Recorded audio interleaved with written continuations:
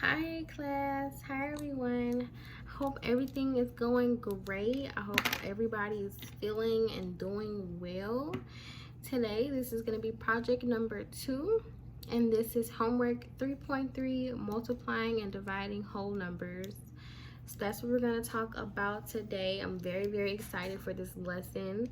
One of my favorite things to talk about is division and multiplying. So satisfying when you actually know what you're doing and it gets done so easily and simple.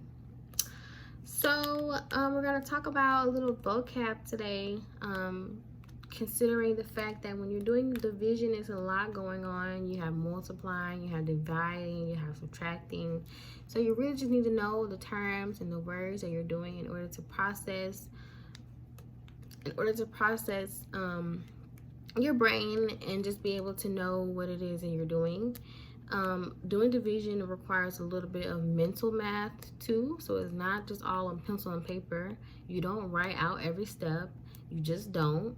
So you really just need to figure it out in your brain and know what it is that you're doing. So I'm very excited to talk about this today. So let's go ahead and get into it. We're gonna start off with talking about a little bit of vocabulary, because you have to know the terms, right? You can't communicate with me or communicate with anybody else if you don't know what the name of these things are. It's going to be very hard to, explain, because, very hard to explain what you're talking about. Nobody's going to know what you're talking about. So, let's go ahead and get into it. So, 3 divided by 7. This is our first example today. Example number 1. The 3 is a divisor, and I will say this: you will hardly ever see these words written out. You will most likely see them abbreviated by D, Q, R. You will hardly ever see them written out like this, like about what I'm about to do. But this is just for note-taking purposes only. Just so you can know what they actually mean, So 3 is considered a divisor, and 7 is considered a dividend.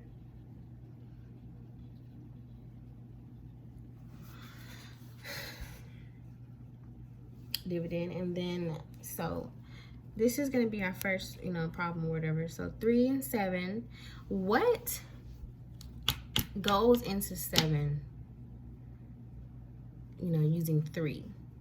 So what times 3 can give me the closest number to 7? 2. 3 times 2 is 6. That's the closest we're going to get to this number 7 right here. Nothing else in this 3 category will give me anything closer to 7 than 6. So 3 times 2. I put a dot right here, like a multiplication symbol, just so you can know that when I have a 2 right here, or I have any number, it's not always going to be 2, but when I have a number right here, and this is not always going to be 3, you know to multiply these 2 to get this number that goes right here in this blank. So 3 times 2 is 6. We already said that. So then you subtract these 2 numbers right here, and 7 minus 6 is 1. So 1 is considered to be your remainder. Okay, remainder. I'm not gonna write that out. 2 is considered to be your quotient.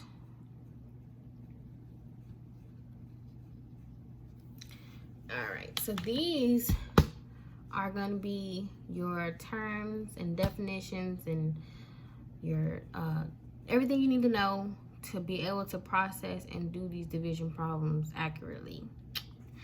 So keep this in mind. When I say divisor or dividend or quotient or remainder, you should already know what I'm talking about. I will, keep referencing these just so you won't forget. Because, sometimes once you say something one time and I don't say anything about it ever again, you forget it. But I'm going to keep bringing these up just so you will remember and know what it is I'm talking about. And sometimes on a problem, they will ask you straight up, 3 divided by 7, what is the quotient and what is the remainder? And that's all they want from you. They want a number right here and they want a number right here, and that's it. They don't even want you to show all of this. They just want you to put the numbers in and give you right or wrong. So that's why you have to know what these are, because there are going to be some questions on your homework and assignments of these, you know, terms of what they are. So that's why it's really important that you know what you're talking about. Because that's an easy, you know, little 1-point question that you can easily get right and move on to the next. Really simple, really easy, something that you should not miss. You will see this again. Division, you will see division and multiplication again. No matter how far you're going, you're going to see it again. It's going to be here for the rest of your life. Especially if you get a job or whatever, you know, you're going to, you know, have to know how to do this. So, now, since we got the easy stuff out the way, let's move to a little bit harder situation here. It's really not that hard, but it can be if you make it. I will say that. It can be if you make it hard. So, for this one, we're going to call this number 2. Hold on. Get situated. We're going to call this number 2. And so for this problem, you're going to do 7 divided into 59, 68. All right. So this is a pretty big one. They're not always going to be itty bitty small. You're going to have some bigger numbers, and we're also going to do some bigger numbers here in a minute. But I'm trying to start off small and move our way up. So the first one was a really simple problem. Like you're probably not going to see that anymore. That was just for the term and labeling process, so I can get you to see it clearly. Still the same thing. Still the dividend. Still the divisor. Still the dividend. You know, still the same thing going on here. Just bigger numbers and different numbers. So 7 and this big, huge number that probably looks very intimidating, but don't let it intimidate you, because it's really easy and we're going to do it together. So 7 cannot go into 5. Nothing times 7 can give me 5. Nothing. It can't. It just can't. So you move on to the second number, which is going to be 59. So 7 can go into 59. You know, I can get something out of 7. What can I get out of 7 that can give me 59? Or even close to 59. Not exactly 59. You know, because that won't probably ever happen. But you can get something closer. So it'll be 8. If you can't get anything in the first number, I guarantee you can get something out the second number. So 7 times 8. Okay, we're going to put that right over the 9, just so I can remember that I didn't go into 5. I went into 9. Okay. Make that a little bigger. All right, so 7 times 8. And remember, we put our little dot right here just so we can remember and have a reference. And to us, that 7 times 8 is 56.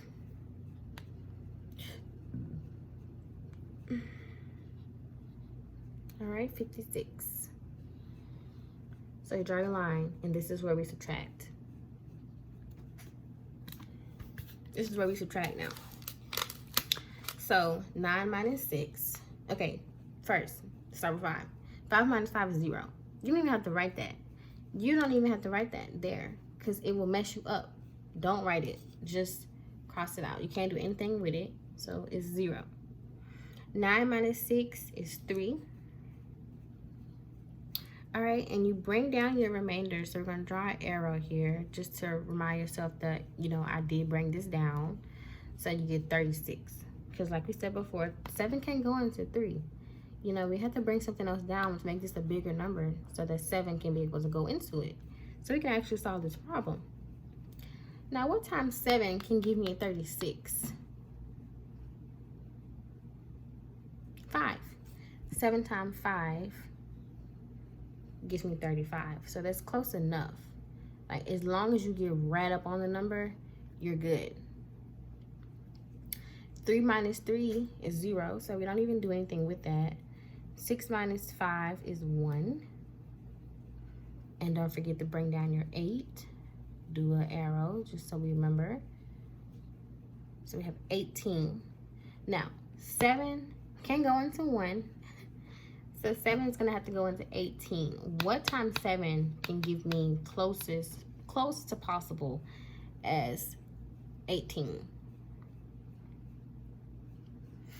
It's going to be 2. 7 times 2 is 14. So that's the closest we're going to get.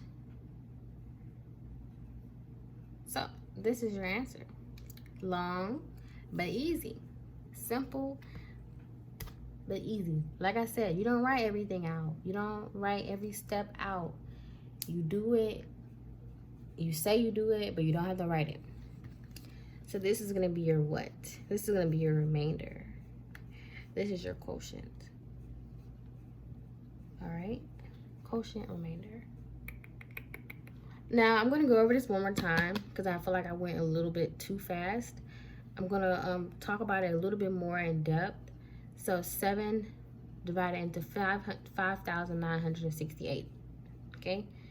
We don't know if it's dollars or what, so just, you know, the number. 7 doesn't go into 5. So 7 goes into 59 8 times, which gives us 56. All right? So we subtracted 59 from 56 and we got 3. You can't subtract 5 times 5 minus 5, so that's automatic 0. But you can write it if you want, so it'll be 0.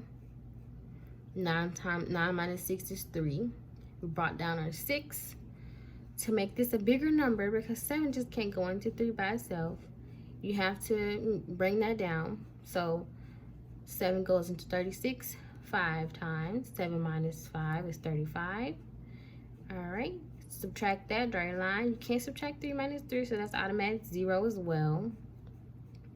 6 minus 5 is 1. 7 can go into 1 all by itself, so we got to bring something down with it. So bring down 8. 7 times 2 gives us 14, which is the closest thing we're going to get to 18. And so our 4 is remainder. Now, after this is it. This is it. Once you don't, if I had another number over here, then I have to bring it down. But since 8 was my last number and I just brought it down right here, then that's it. You're done. This is the end of the problem. This is the answer. These two are the answers. The quotient and the remainder are the answers for this problem. Now, if I had, you know, 2 more numbers over here, I'll still be going all the way down. But since 8 was it, that's all we have to do. All right? And you will have some more numbers where you have to keep going. But like I said, that was all of them. So, you know, that's where we stopped.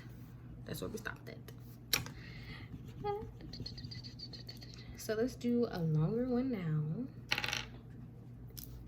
Let's do 8 divided by 79697.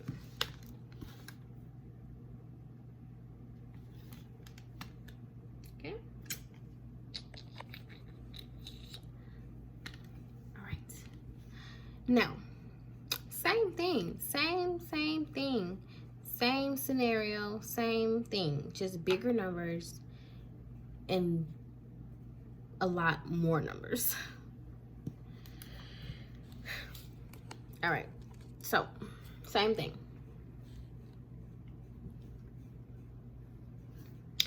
8 can't go into 7. Okay, that's impossible. It won't happen. It just won't.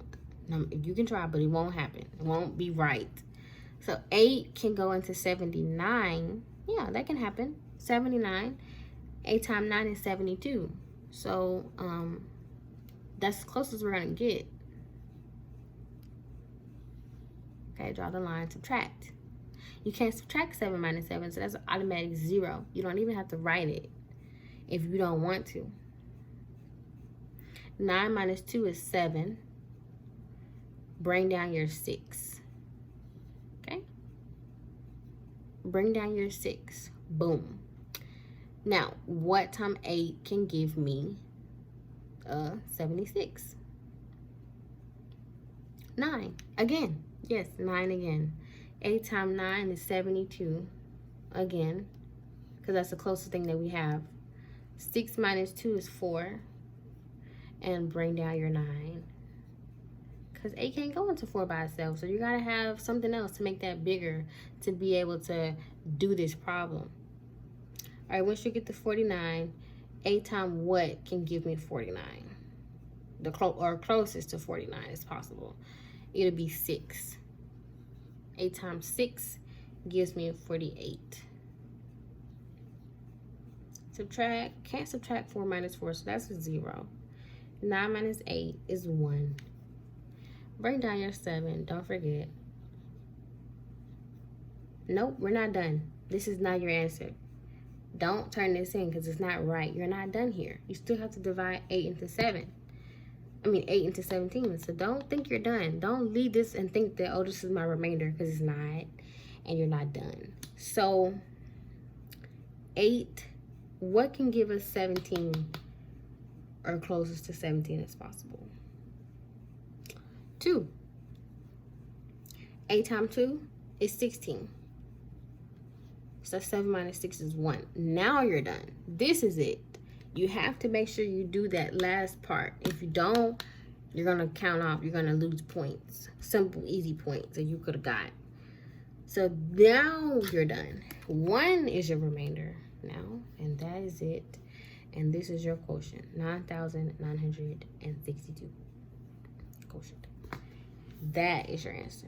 This, now you're done. This is it. Okay? Now that's it for that one. And let's do one more.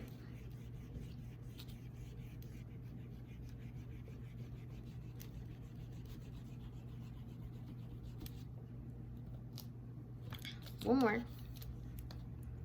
So let's do 7 divided into 48, 54. All right, this is gonna be our last one for today. Last division problem that we're gonna have. 7 divided into 48, 54. 7 can go into 4. It can't, it just can't, you know, it's not. So what times 7 can give me closest as possible to 48? 6. 7 times 6 is 42. All right. Can't do 4 minus 4.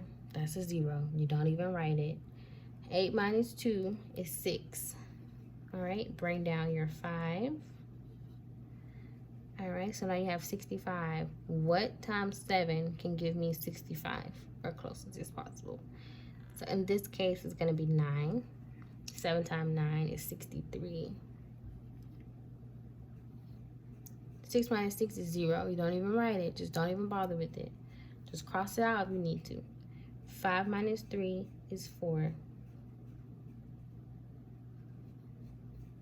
Oh, shoot. Sorry. 5 minus 3 is 3. Bring down your 4. All right. 24. Sorry. 24.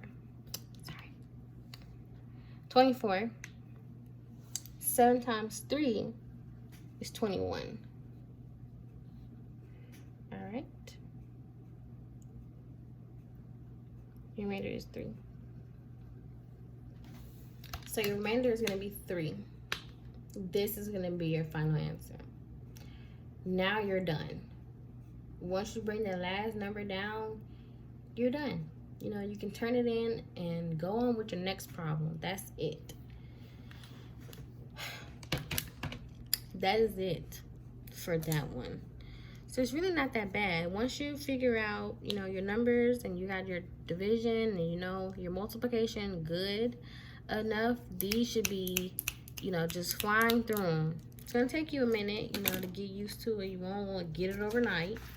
just go home and practice on it, and you will get it, and you will have it down packed, and you will be good to go. So that's gonna be all the time that we have time for to do today. I hope I made this easy for you and as simple as possible on division and long division and short division, and I hope that you understood it and you got it and you got some good notes. Thank you for watching, and have a great rest of your day.